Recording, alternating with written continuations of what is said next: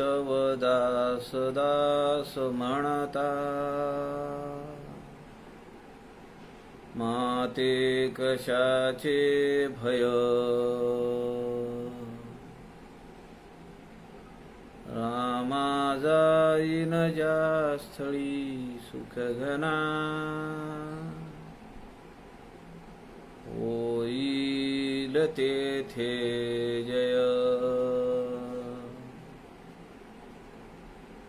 रामाया भुवनात्रयी तुझ विना,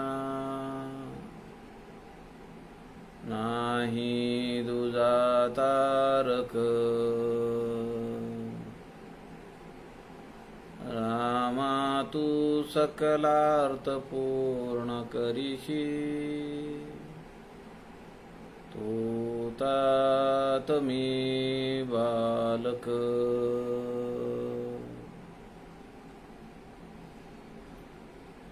शुका सारिखे पूर्ण वैराग्य ज्याचे, वसिष्ठा परी ज्ञान योगेश्वराचे.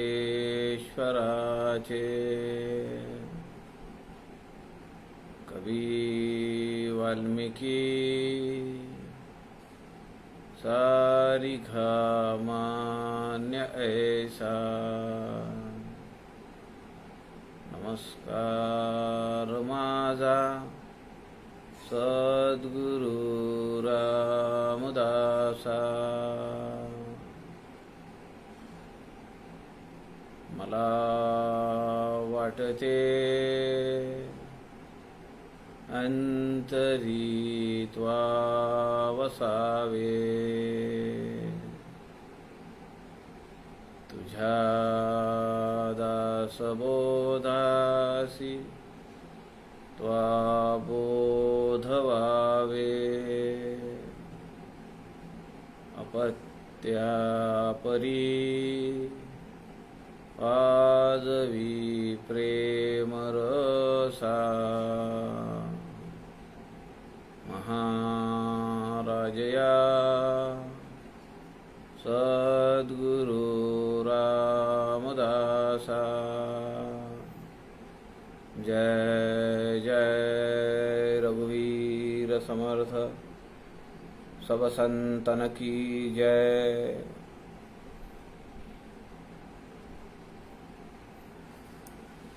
सज्जन हो, नमस्कार. सद्गुरु समर्थ रामदास स्वामींच्या वाङ्मयाचे अनेक प्रकार, त्याचा प्रचार प्रसार व्हावा या हेतूने आदरणीय प्रवीणजी शास्त्री यांनी संत समागम हे फेसबुक लाईव्ह पेज आपल्याला उपलब्ध करून दिलेलं आहे. या व्यासपीठाच्या माध्यमातून आपण सध्या समर्थ रामदास स्वामींचा जुना दासबोध अर्थात 21 समासी हा ग्रंथ चिंतन करण्याचा, अभ्यास करण्याचा प्रयत्न करतो आहोत. या 21 समासी ग्रंथातील 14वा समास पूर्ण समाधान आपण पाहतो आहोत. काल आपण या 51व्या ओवीपासून सुरुवात केली होती.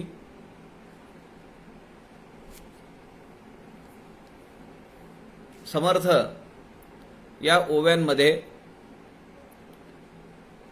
शिष्याला समजावून सांगतायत की तुझं स्वरूप हे किती व्यापक आहे, किती विशाल आहे आणि ते किती बलसंपन्न आहे, शक्ती संपन्न आहे. आणि तू मात्र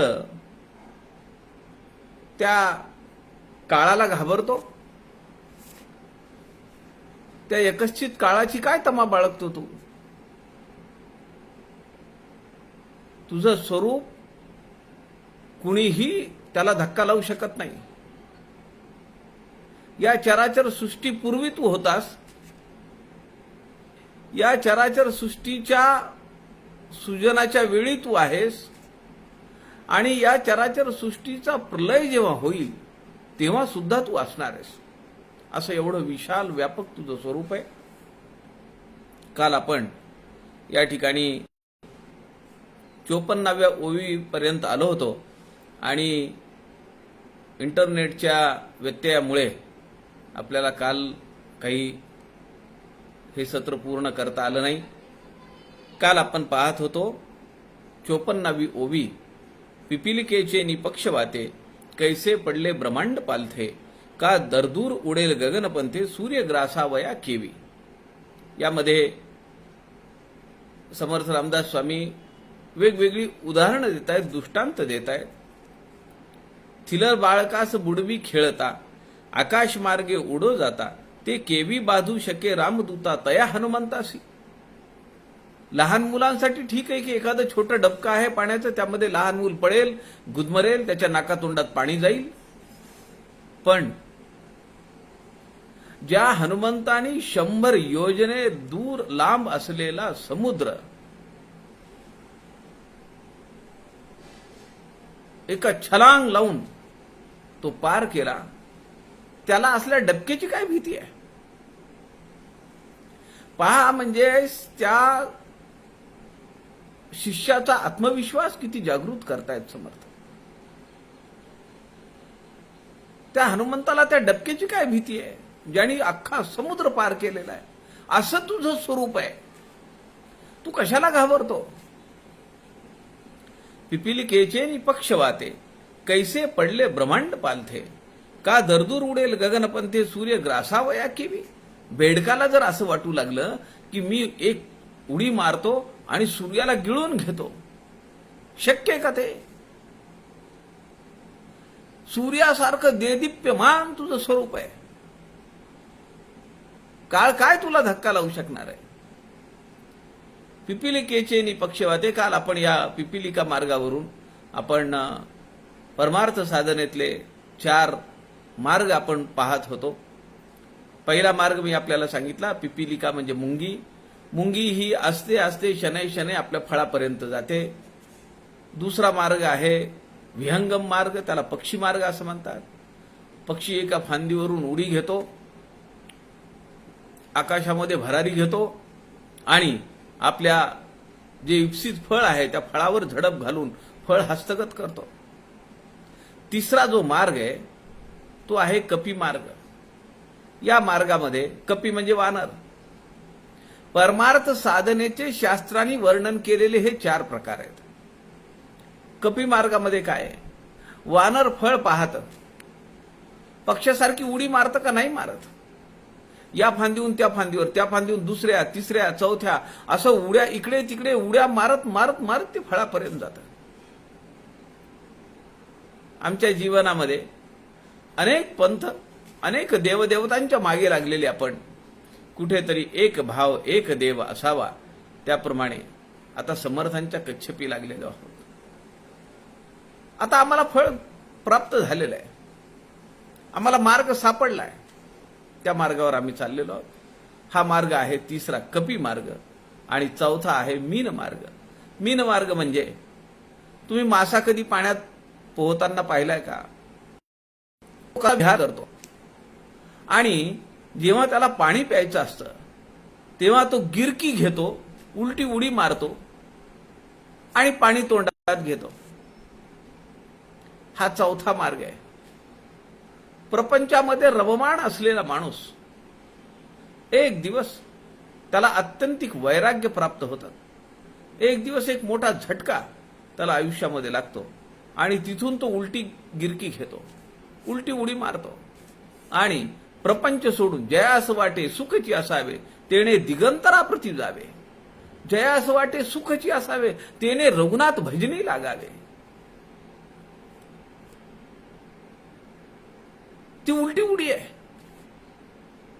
जे चाललेलं आहे, ज्या प्रवाहात आपण आहोत, तो प्रवाह सोडून एकदम विरुद्ध दिशेला जाणार. असे हे 4 मार्ग आहेत. पुढे समर्थ म्हणतात, का बलाढ्य म्हणे मी तरवार ओढीनं, धावून जाता आकाश तोडीनं, झोंबी घेऊन ओढीनं पाडीनं, बळेची पृथ्वी बरी श्रीराम. समर्थ म्हणतात, अरे तुझं स्वरूप आकाशासारखं आहे आणि तो जो काळ आहे ज्याला तू घाबरतोस तो एखाद्या पुरुषासारखा, भलेही तो बलाढ्य आहे, शूरवीर आहे, पण त्याला असं वाटतं की मी माझी तलवार काढीन, मी आकाशावर चाल करू जाईन, आकाशाचे तुकडे तुकडे करून त्याला जमिनीवर टाकीन. शक्य आहे का हे? आकाश जर अशा एखाद्या तलवारधारक माणसाला जर घाबरू लागलं तर कसं व्हायचं? म्हणून समर्थ शिष्याला त्याचा आत्मविश्वास प्रबळ करण्याची प्रयत्न करतायत. त्याला त्याचं स्वस्वरूपाचं ज्ञान प्राप्त करून देण्याचा प्रयत्न करतायत. हनुमंताला जसं आपल्या शक्तीचं ज्ञान विस्मृत झालं होतं, हनुमंताला शाप होता आणि त्या शापामुळे त्याला त्याच्यातलं बलाढ्य शक्ती जी आहे तर ती त्याची विस्मृती झाली होती. त्यामुळे त्याला तुझ्यामध्ये किती अचाट बळ आहे हे जेव्हा त्याला लक्षात आणून दिलं तेव्हा त्याने ते समुद्र पार केलेलं आहे.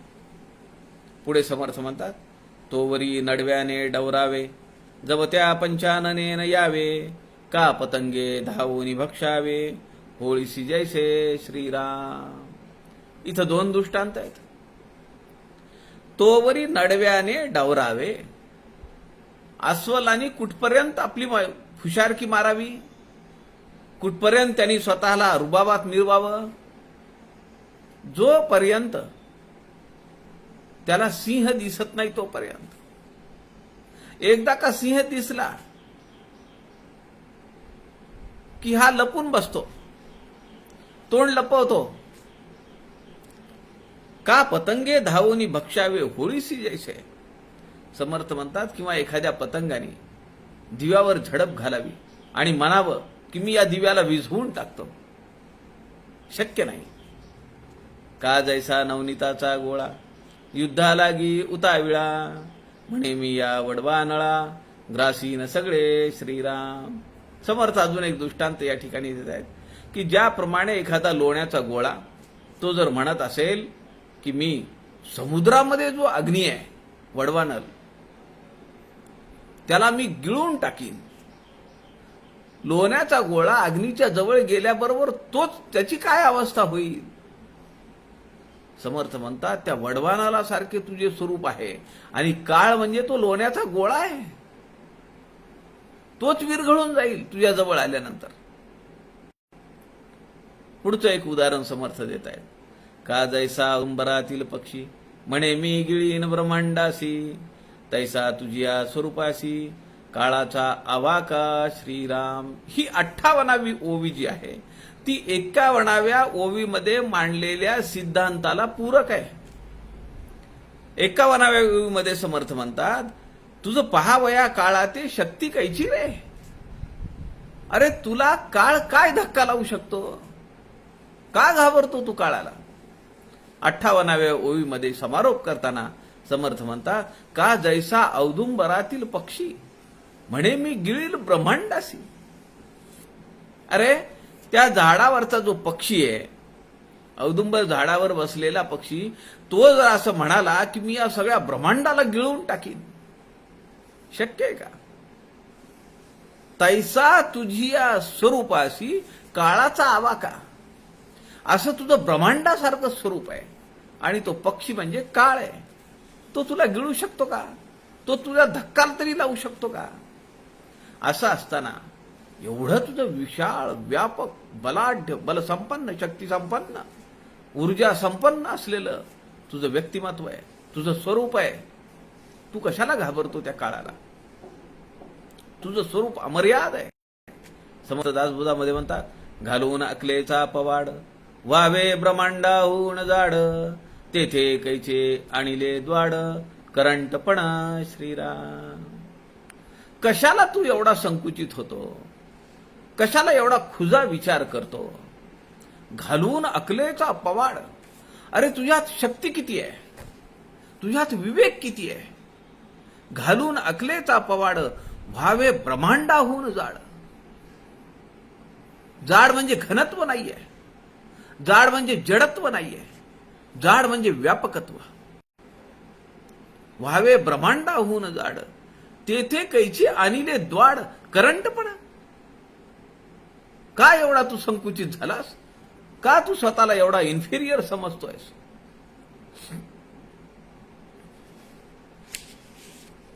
या स्वरूपाचं यथार्थ दर्शन समर्थ या 7 ओव्यांमध्ये आपल्या शिष्याला करून देत आहेत. आता समर्थ पुढे त्याला अजून सांगतायत त्याचं आत्मस्वरूप कसं आहे, त्याचं लक्षण, त्याचं व्यवच्छेदक लक्षण किंवा त्या स्वरूपाचं वर्णन ते करतायत. अरे तू निसंग आणि निर्मळ, तेथे काय रेवा पुढे काळ, प्रळया नळासी मृगजळ, केवी बाधू शके श्रीराम. समर्थ रामदास स्वामी म्हणतायत, अरे तू निसंग आणि निर्मळ आहेस, तुला कशाचाही संग नाही, तुला कशाची उपमा सहन होत नाही. तू अत्यंत निर्मळ आहेस, अत्यंत पवित्र आहेस, अत्यंत शुद्ध आहेस. तेथे काय रे बापुडे काळ, तो काळ तुला काय धक्का लावू शकणार आहे? त्या काळाची अवकात काय? प्रयानळासी मृगजळ केवी बाधू शके. या ब्रह्मांडाचा जेव्हा प्रलय होईल, तो जो अग्नी उठेल त्याला मृगजळातलं पाणी काही उपयोगी येणार आहे का? आता मुळात मृगजळच हे मिथ्या आहे, त्यातल्या पाण्याचा तर प्रश्नच नाही. हा, समुद्रातलं पाणी, गंगेतलं पाणी, तलावातलं पाणी म्हणलं असतं तर ठीक आहे. समर्थ या मृगजळातील मृगजळ केवी बाधू शके या चरणातून आपल्याला ज्या काळाची भीती वाटतीये तेच मिथ्या आहे असं सांगतायत. मग त्या जो काळ जर मिथ्या आहे तर त्याचं कर्तृत्व काय? काय घाबरायचे त्याला? स्वामी विवेकानंद उपनिषदाचा आधार घेऊन म्हणतात, उत्तिष्ठ जागृत प्राप्य वरान्य बोधता. उठ, जागा हो आणि तुझं ध्येय प्राप्त होईपर्यंत तू अथक प्रयत्न कर. कारण तू काय? अमृतस्य नो नाम. तू अमृताचा पुत्र आहेस, त्या परब्रह्मा स्वरूपाचा तू अंश आहेस, त्याचा पुत्र आहेस तू. तुझ्यात किती दिव्य शक्ती आहे तुला त्याची कल्पना नाही आहे. आम्हाला स्वामी विवेकानंदांचं हे अर्धच वाक्य माहिती आहे, उत्तिष्ठ जागृत प्राप्य वरान्य बोधता.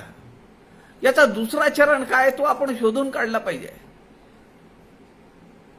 उपनिषदातलं हे वाक्य आहे, 2 चरण आहेत. ही साधना म्हणजे 2 दुधारी तलवारीवर चालण्यासारखं आहे असं दुसरा चरण सांगतो. साधना कठीण आहे, खडतर आहे, पण ती काय प्राप्त करून देणार आहे? मला माझं स्वस्वरूप प्राप्त करून देणार आहे की जे अत्यंत निस्संग आहे, तिथं काही लागत नाही, कशाची अपेक्षा नाही, कुठेही आसक्त नाहीये, कुठेही लिप्त नाहीये. असं ते स्वरूप असताना मी मात्र का अडकून बसलो इथे? हा प्रश्न आपल्या अंतःकरणाला आपल्याला विचारता आला पाहिजे. काळमायेचे अंगभूत आणि तुझे स्वरूप मायातीत, तुझ्या स्वरूपी रोहिणी जळवत, तेही माया नाही श्रीराम. काळ मायेचे अंगभूत, ज्या कळी काळाची तुला भीती वाटतीये, अरे ते सगळं माईक आहे. तुझं स्वरूप अमर्याद, ते वास्तव आहे.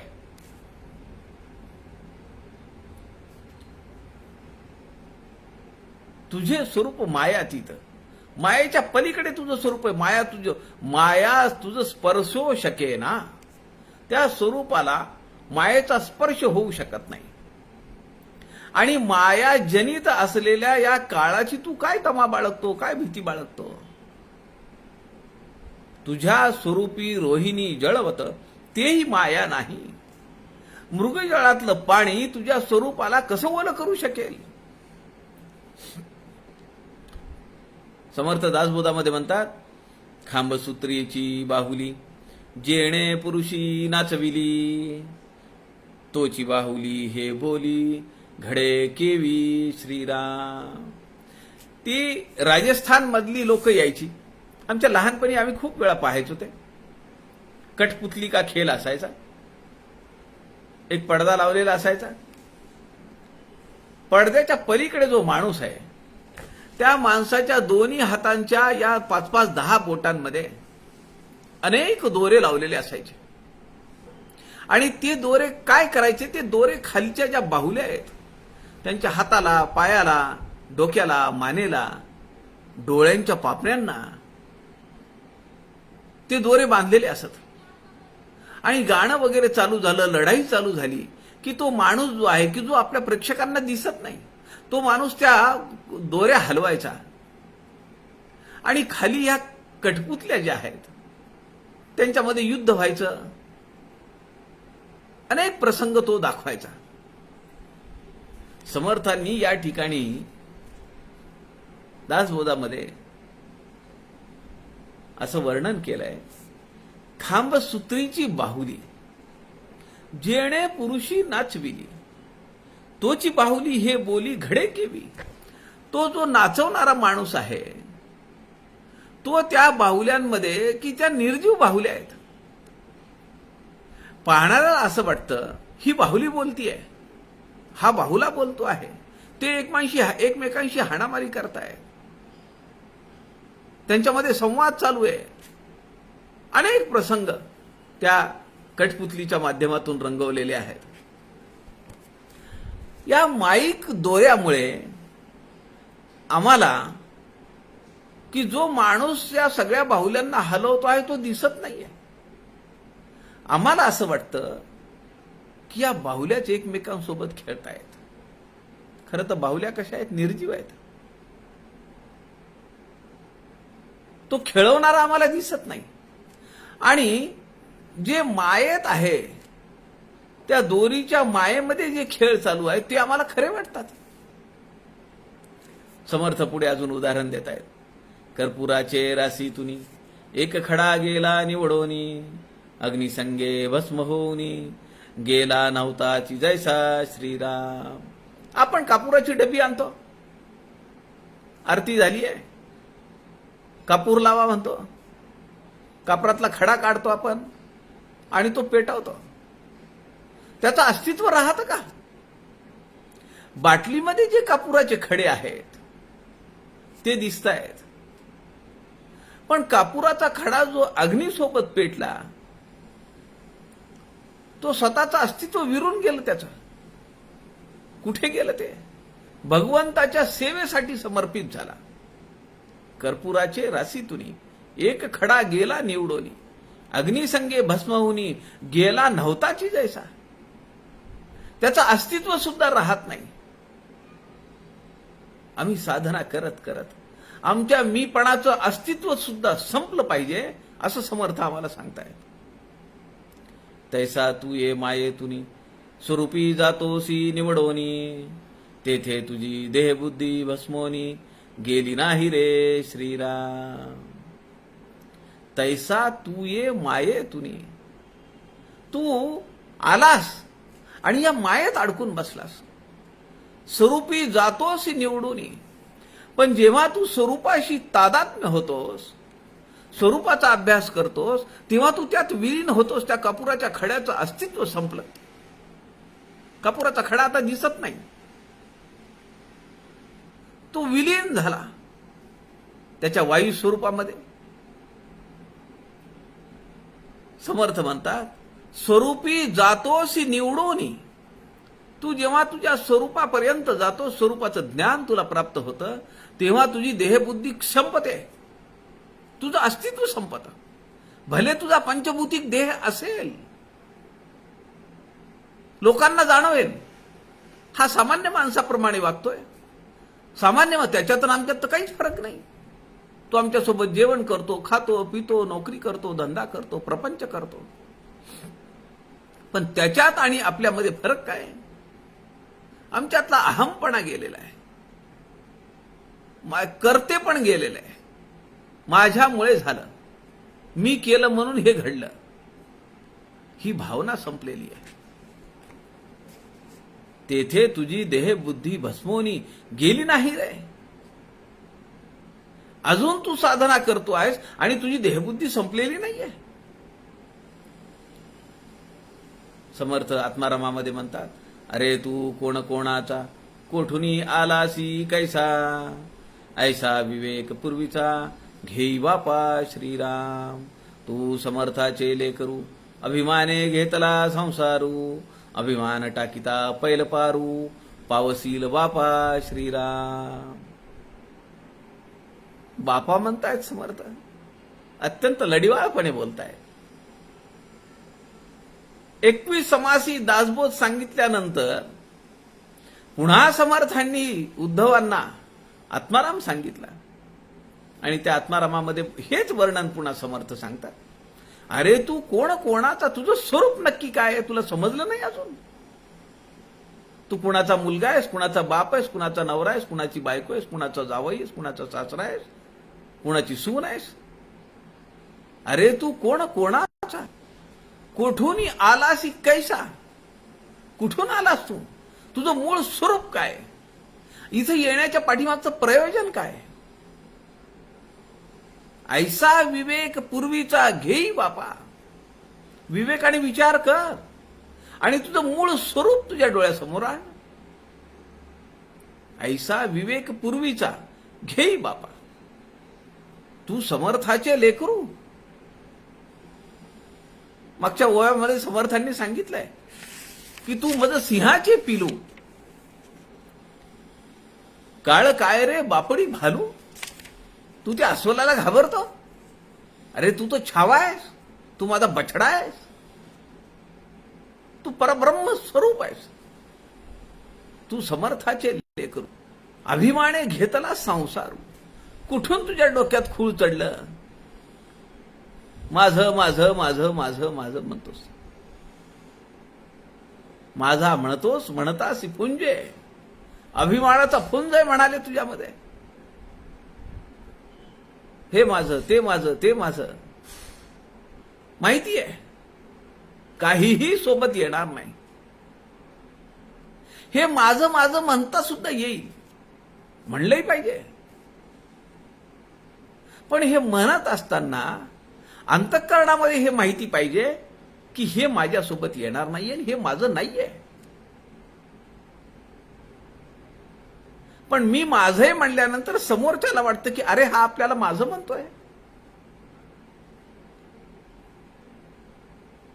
अनुसंधान असलं पाहिजे त्या परमतत्वाशी. आणि आपल्याला केव्हाही डिटॅच होता आलं पाहिजे. तीर्थरूप तात्यासाहेब गाडगीळ जे आता 92 वर्षामध्ये ज्यांचं पदार्पण आहे, दासबोध सखोल अभ्यासाचे माजी संचालक आहेत, मार्गदर्शक आहेत आपले सगळ्यांचे. ते म्हणतात लोण्याच्या गोळ्यात जर तुम्हाला केस दिसला, कल्पना करा लोण्याचा गोळा आहे आणि त्यामध्ये तुमच्या लक्षात आलं की अरे इथे केस आहे, मस्के में से बाल निकालना, असं बाजूला पडता आलं पाहिजे. त्या चिक्कूच्या बियांचं सुद्धा उदाहरण अनेक जण देतात. चिक्कूच्या बीला काढावं लागत नाही. तुम्ही चिक्कू फोडला की ती बी अलगद बाहेर पडते, कुठेही अटॅच नाहीये. ज्या वस्तू निर्लेप असतात, ज्या व्यक्ती निर्लेप असतात, त्यांची किंमत आहे.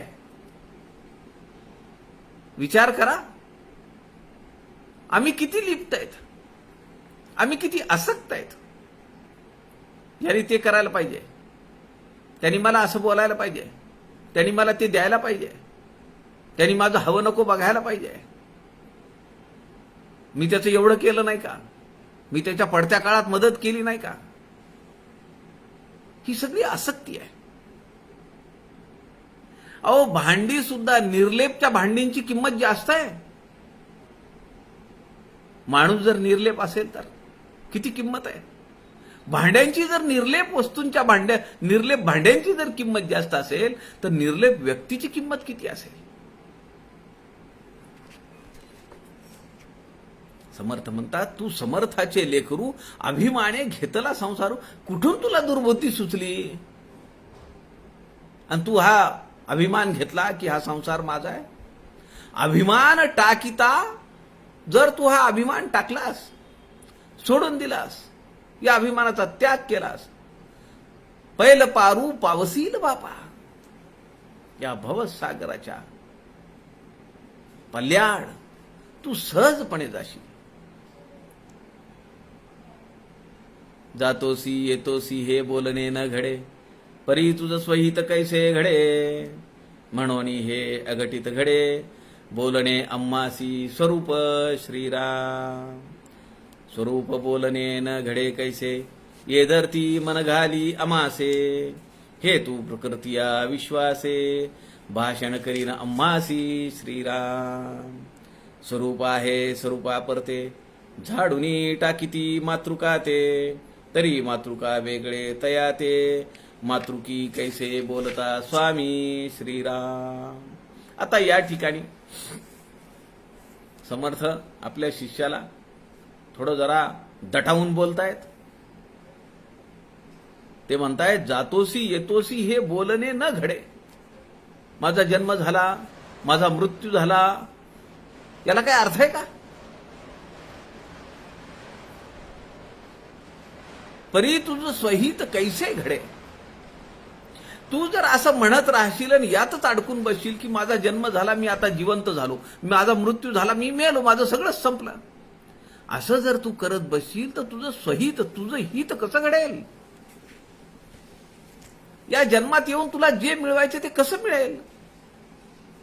म्हणून हे अघटित घडे, बोलणे अम्मासी स्वरूप, ते तुला समजावं म्हणून हे मला बोलावं लागतंय. खरं तर तुला लक्षात यायला पाहिजे की हा पंचभौतिक देह कधीही पडू शकतो. दासबोधामध्ये समर्थ म्हणतात, देह मिथ्या जाणोनी जीवे, याचे सार्थकची करावे. भजन भावे तोष व्हावे, चित्त सद्गुरूचे श्रीराम. हे मिथ्या जाणोनी जीवे, याचं परखलं पाहिजे, याचं पडताळा केला पाहिजे, हे लक्षात घेतलं पाहिजे. देह मिथ्या जाणोनी जीवे, त्या जीवात्म्याने जाणलं पाहिजे, समजलं पाहिजे, लक्षात घेतलं पाहिजे की हा पंचभौतिक देह मिथ्या आहे. काय पडलंय त्यात? हा शर्ट आहे, रंग गेला, झिरमिळ झाला, बिरळ झाला, फाटला. काय पडलंय त्यात? आम्ही दुसरा घेतो आणि तो आनंदाने घालतो. मग या ज्या शर्टाने आम्हाला एवढे दिवस अब्रू रक्षण केलं, लज्जा रक्षण केलं, पाण्या पावसापासून उन्हापासून आमचं संरक्षण केलं, त्याकडे आम्ही दुर्लक्ष केलं, त्याला धरून बसलो का? पंचभौतिक देहाचं असंच आहे. त्याला किती कुरवाळायचं, त्याला किती ओवाळायचं, त्याला किती जवळ करायचं. देह मिथ्या जाणोनी जीवे, याचे सार्थकची करावे. कसं सार्थक करता येईल? खाओ पिओ आयुष करो, ऋणम कृत्वा घृतम पिबेत, असं करून याचं सार्थक करायचंय. एका बँकेच्या कार्डावर फ्लॅट घ्यायचा, दुसऱ्या बँकेच्या कार्डावर गाडी घ्यायची, तिसऱ्या बँकेच्या कार्डावर जमीन घ्यायची, चौथ्या बँकेच्या कार्डावर खरेदी करायची. हे म्हणजे जीवनाचं सार्थक आहे. याचे सार्थकची करावे. समर्थ म्हणतात, भजन भावे तोष व्हावे, चित्त सद्गुरूचे. हा देह कधीही पडेल, पण जोपर्यंत तो आहे तोपर्यंत त्याच्याकडनं मी काय करून घेतलं पाहिजे? भगवंताला समर्पित केलं पाहिजे. देह आहे नाही. आम्ही ग्राहक पंचायतीचं काम करतो. ग्राहक पंचायती या देशाला ज्यांनी भारतीय ग्राहक चळवळ दिली, भारतीय ग्राहक चळवळीचे जनक, भारतीय ग्राहक संरक्षण कायद्याचे पितामह, लोकसंघटनाचे आचार्य, योगशास्त्रातले प्रावीण्य, सिद्धहस्त लेखक, प्रभावी वक्तृत्व असलेले ग्राहक तीर्थ बिंदू माधव जोशी 2015-10 मेला गेले. पण आमच्या मनाला असं वाटत नाही की कैलासवासी बिंदू माधव जोशी असं नाव लिहावं, स्वर्गीय बिंदू माधव जोशी असं म्हणावं वाटतच नाही. सध्याच्या काळामध्ये ऋषितुल्य व्यक्तिमत्व की ज्यांनी एक उपनिषद रचलं, ग्राहकोपनिषद, संस्कृत मधून उपनिषदाची रचना केली, ग्राहक उपनिषद. असं व्यक्तिमत्व पंचभौतिक देह टाकला म्हणून जाईल का? आजही असंख्य कार्यकर्त्यांच्या अंतःकरणात असं वाटतं की ग्राहक तीर्थ बिंदू माधव जोशी अर्थात आमचे नाना आम्हाला पाहत आहेत, आमच्यावर त्यांची कृपादृष्टी आहे. समर्थांबद्दल आपल्याला असं वाटतं का समर्थ गेले म्हणून? आजही समर्थांच्या तसबिरी समोर उभे राहा, समर्थांच्या समाधीजवळ जाऊन उभे राहा, गडावर जाऊन किंवा घळीमध्ये जाऊन बसा. आजही असं वाटतं की समर्थ साक्षात समोर बसलेले आहेत, ते माझ्याकडे पाहत आहेत, माझी साधना ते वाखाणत आहेत.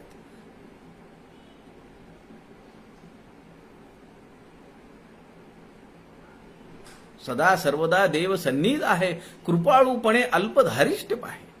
तो सारखा जवळ आहे, आमच्या मागे पुढे सारखा, उजव्या बाजूला, डाव्या बाजूला, खाली वर, सगळीकडे तो लक्ष ठेवून आहे. तो जातोय कुठे, गेलाय कुठे, ते तत्व आहे. पंचभौतिक देह जरी संपला तरी ते तत्व अजून जागृत आहे. म्हणून महापुरुषांच्या समाधीजवळ गेल्यानंतर आपल्याला एक वेगळी संवेदना प्राप्त होते, एक वेगळी ऊर्जा, एक वेगळी प्रेरणा. का? त्या जागेचं महात्म्य आहे. दासबोधाचा अभ्यास करणाऱ्यांना प्रश्न आहे यावर. का योगी अरविंद ज्या रूममध्ये, ज्या खोलीमध्ये ध्यानाला बसत होते, त्या खोलीमध्ये आजही तुम्ही जाऊन बसला ध्यानाला तर तुम्हाला वेगळी संवेदना प्राप्त होते. त्या खोलीमध्ये आपले समर्थवर्ती सुनील दादा चिंचोळकर बराच वेळ बसले आणि त्यांच्या कानामध्ये शब्द आले, ऍडमिनिस्ट्रेटर कॅनॉट बी अ साधक. तेव्हा सुनील दादा चिंचोळकर सज्जनगडावर व्यवस्थापक म्हणून कार्यरत होते. योगी अरविंदांनी सांगितलं कानात येऊन, ऍडमिनिस्ट्रेटर कॅनॉट बी अ साधक. तुम्हाला साधना करायची आहे, मग ते व्यवस्थापन सोडून दिलं पाहिजे. आणि तिथून 15 पैशाचं पोस्ट कार्ड सुनील दादांनी गडावर पाठवलेलं आहे. हे पत्र म्हणजे माझा व्यवस्थापक पदाचा राजीनामा समजावा. आणि त्यानंतर 15 दिवसांनी, महिन्यांनी सुनील दादा गडावर पोहोचलेले आहेत. तिथून 15 पैशाचं पोस्ट कार्ड पोस्ट केलं त्यांनी पॉंडिचेरीहून गडावर. समर्थ म्हणतात, जातोसी येतोसी हे बोलणे न घडे, परी तुझ स्वहित कैसे घडे, म्हणून हे अघटित घडे, बोलणे आम्हासी पुरुष स्वरूप. हे सांगावं लागतं, तुझं स्वहित व्हावं, तुझं हित घडावं. आणि म्हणून मला तुला म्हणा वाटतंय, अरे जे झालेची नाही त्याची वार्ता पुससी काही, तथापि सांगो जेणे काही, संशय नुरे श्रीराम. जे घडलंच नाही त्याची काय वार्ता पुसतो, त्याची काय तू चौकशी करतो? तरी पण मी तुला सांगतोय.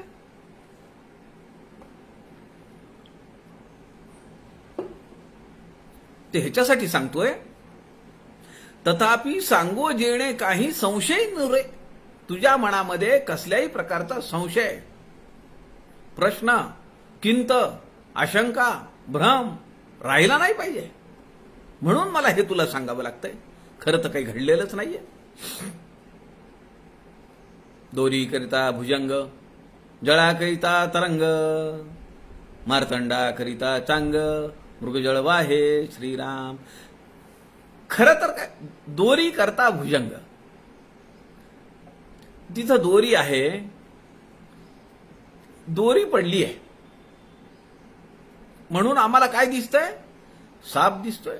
दोरी करिता भुजंग, जळाकरिता तरंग. पाणी आहे म्हणून त्यावर आलेली लाट आहे किंवा त्यावर आलेला तो तरंग आहे. मार्तंडाकरिता चांग, मृगजळ वाहे. सूर्य आहे म्हणून लांबून आम्ही जर रस्त्यावर पाहिलं तर त्या ठिकाणी पाण्याचा ओहोळ दिसतो.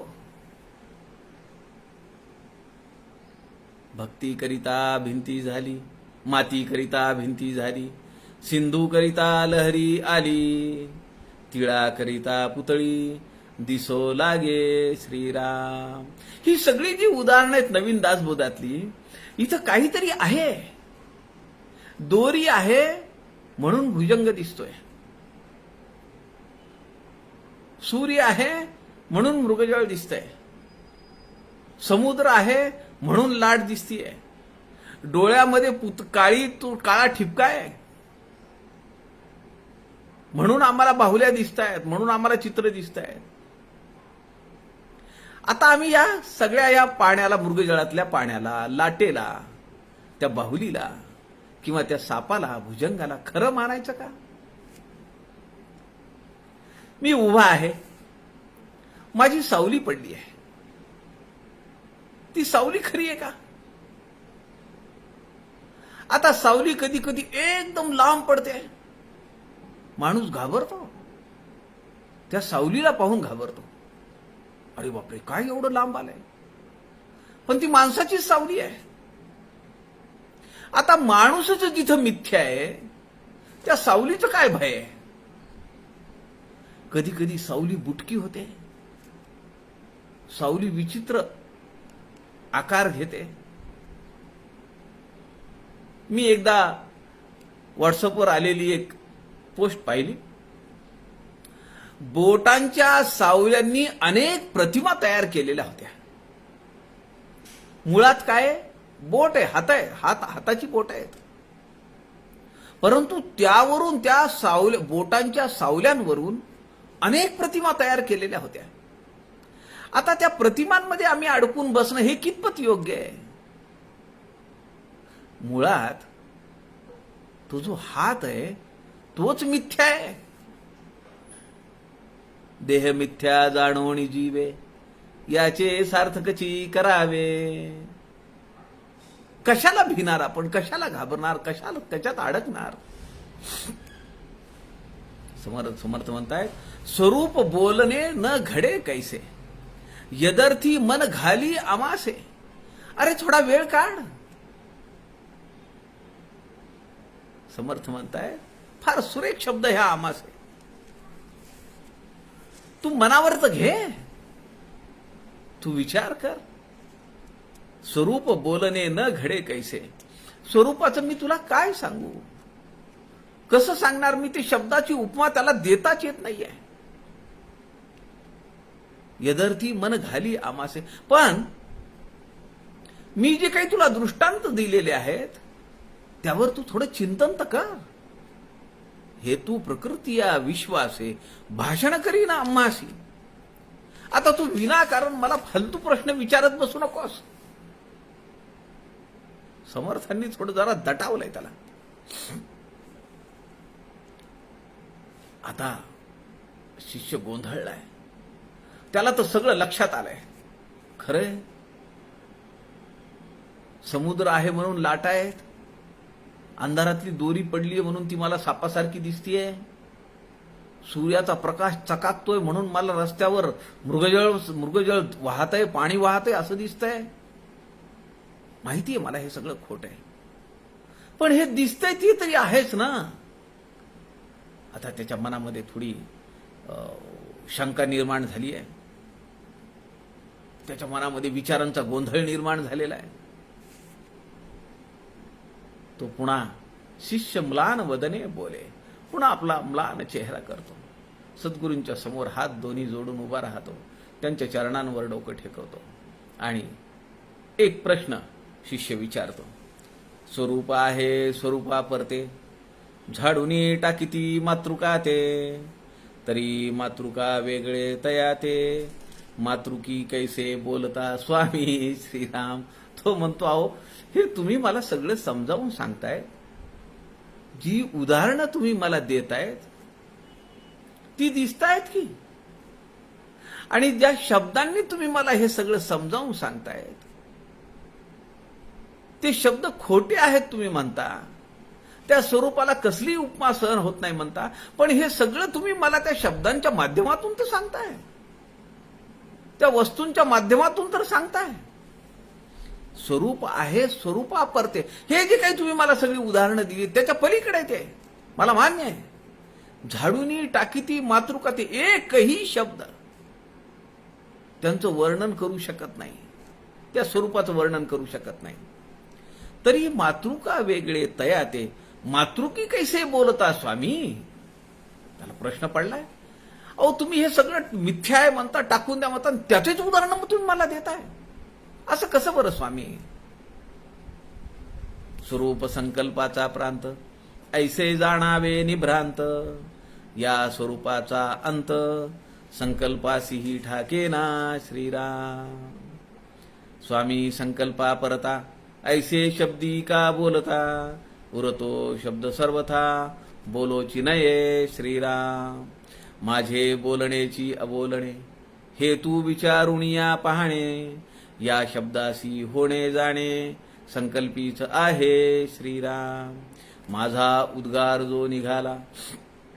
समर्थ आता 68व्या ओळीपासून सांगतायत, माझे बोलण्याची अबोलणे. तुला जे प्रश्न पडलेले आहेत ना, मला मान्य आहे, सगळं खरंय ते. अरे पण मी जे तुला समजावून सांगायचंय हे याच्या सगळं पलीकडचं आहे. तू पुन्हा त्या मृगजळात अडकून बसला, पुन्हा त्या समुद्राच्या लाटेत अडकून बसला, पुन्हा त्या दोरीवरच्या भुजंगात अडकून बसला. अरे तू त्याच्या पलीकडे जा. माझे बोलण्याची अबोलणे, हे तू विचारून या पाहणे. तू तुझ्या मनाला विचार तर कर. या शब्दासी होणे जाणे संकल्पीच आहे. माझा उद्गार जो निघाला तो संकल्पीच निमाला. तू जर त्या स्वरूपाशी तादात्म्य होशील, तदाकार होशील, तर हे सगळं सुटून जाईल. तुला जायचंय मुंबईला, घरातून निघाला, ऑटोमध्ये बसला, रेल्वेला गेला, रेल्वे स्टेशनवर रेल्वेमध्ये बसला, मुंबईला उतरला, टॅक्सीमध्ये बसला, घरी पोहोचला. आता तो ऑटो, रेल्वे, टॅक्सी ही सोडून द्यावी लागेल का नाही.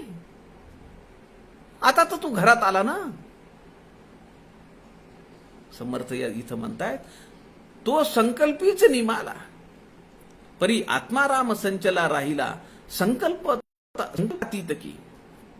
मी जे तुला समजावून सांगतोय ह्याच्या पलीकडे. मी जे बोलिलो ते संकल्पजनित, आणि आत्मा सांगितला संकल्पातीत, बोलताची अबोलणे त्याची मात, ऐसी असे श्रीराम. जुन्या दासबोधातल्या 3ऱ्या समासामध्ये समर्थांनी हेच सांगितलंय. ऐसे जरी न बोलावे तरी म्या काय करावे, न बोलता कळावे तुझ कैसे श्रीराम.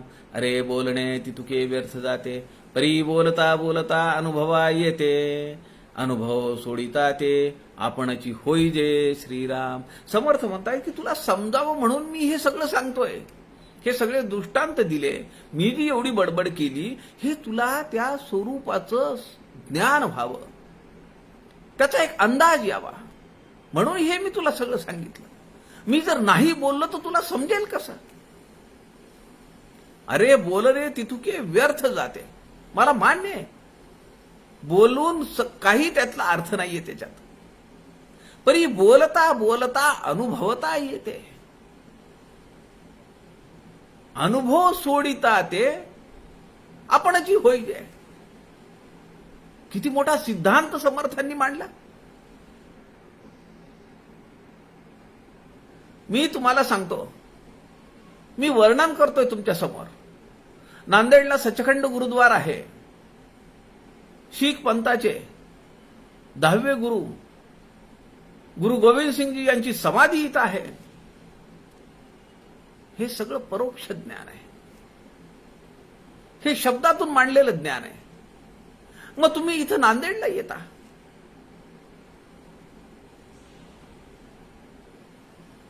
परी बोलता बोलता अनुभवा येते. ऐकून ऐकून ऐकून तुम्ही नांदेडला येता, तुम्ही त्या सचखंड गुरुद्वारमध्ये जाता, ती समाधी पाहता. आता अपरोक्ष ज्ञान झालं. आता माझ्या बोलण्याची काही गरज आहे का तुम्हाला? आता ते सगळं पाहिल्यानंतर जर मी तुम्हाला सांगू लागलो तर तुम्ही म्हणाल, अहो मला माहिती आहे ना ते सगळं. समर्थ म्हणतायत, अनुभव सोडिता. हा अनुभव सुद्धा सुटला पाहिजे. परब्रह्म स्वरूपाची प्रचिती मला आली आहे, अनुभव सोडिता ते आपणची होईल, परब्रह्म स्वरूप होऊन जाशील. दासबोधामध्ये समर्थ म्हणतात, शब्दाकरिता कळे अर्थ, अर्थ पाहता शब्द व्यर्थ, शब्द सांगे ते यथार्थ, आपण मिथ्या श्रीराम. माझं बोलणं, मी, तुमचं ऐकणं, तुम्ही सगळं मिथ्या. शब्द सांगे ते यथार्थ, ते एक ज्ञान तयार करून देतात, एक प्रतिमा तुमच्या समोर आणतात. आणि अर्थ पाहता शब्द व्यर्थ. मी जे तुम्हाला सांगितले त्यातला तुम्हाला अर्थ समजला की शब्दाची काय किंमत आहे, आणि अनुभव आला की त्या अर्थाला काही किंमत नाही. शब्द अगोदर, नंतर त्याचा अर्थ, अर्थाच्या नंतर अनुभव आला की शब्द मिथ्या, अर्थ मिथ्या. समर्थ म्हणतात, तो अनुभव सुद्धा तू टाकून दे, मग तू तेच होऊन राहशील. मी जे बोलिलो ते संकल्पजनित. हे सगळं मी जे बोललो हे शब्दात आहे. भूस घेऊन धान्य, धान्य घेऊन भूस सांडीजे. शब्द फलकट आहेत, वरचं कव्हर आहे, कचरा आहे, टाकून दे, त्यातलं दाणे घे. आणि आत्मा सांगितला संकल्पातीत, तो शब्दांच्या पलीकडे, त्याचा काही संकल्प करता येत नाही. बोलताची अबोलणे त्याची मात ऐसी असे. तिथं बोलावं लागत नाही. आता त्याचा अनुभव आल्यानंतर पुन्हा बोलण्याची काही गरज राहत नाही. आम्ही आरती करतो सद्गुरूंची, जय देव जय देव जय करुणाकरा, आरती ओवाळू सद्गुरु माहेरा. जय देव जय देव, सुखसहिता दुःखरहिता निर्मळ एकांता. आरती करतो ना मी, सुखसहिता दुःखरहिता निर्मळ एकांता. ते स्वरूप कसं आहे?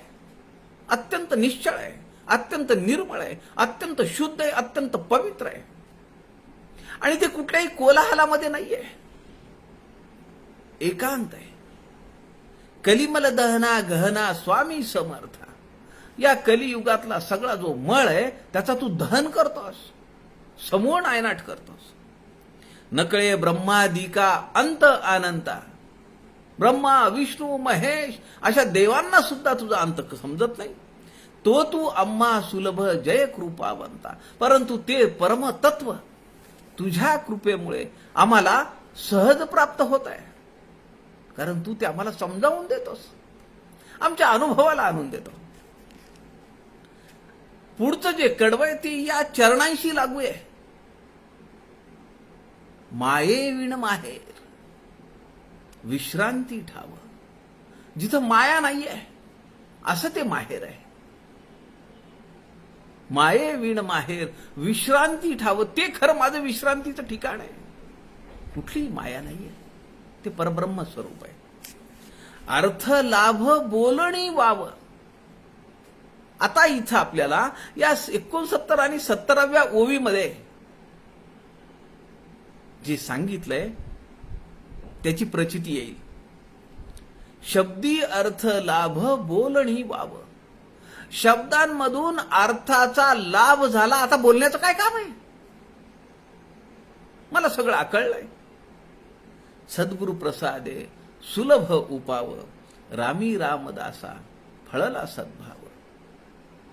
रामदासांच्या कृपेने मला ती फळप्राप्ती झालेली आहे. ते अनुभव मी अनुभवला आणि टाकून दिला. समर्थ या ठिकाणी तेच सांगतायत. बोलताची अबोलणे त्याची मात ऐसी असे. आता या ठिकाणी मी तुला काय बोलायचं आणि तू मला काय माझ्याकडनं ऐकायचं. अरे बोलणे तितुके व्यर्थ जाते, परी बोलता बोलता अनुभवा येते, अनुभव सोडिता ते आपणची होई जे श्रीराम. असा अनुभव एकदा आल्यानंतर अगोदर शब्द ऐकला, शब्दातून अर्थ घेतला, अर्थातून अनुभव काढला. एकदा अनुभव आल्यानंतर आता तो सोडून दिला पाहिजे. म्हणजे आपण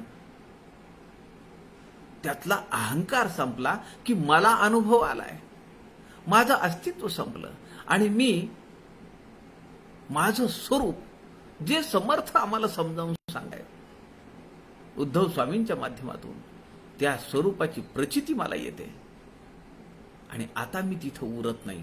मी उरत नाही म्हणजे पंचभौतिक देह उरत नाही. मग पंचभौतिक देह उरत नाही म्हणजे या देहाचं सुख दुःख मला बाधा आणत नाही. जीवन नामक यज्ञातील या दोन्ही समिधा, सुख आणि दुःख, हे त्या जीवन नामक यज्ञातल्या समिधा आहेत. माझं त्याच्याशी काही घेणं देणं नाही, कारण माझं स्वरूप हे अत्यंत विशाल आहे, अमर्याद आहे.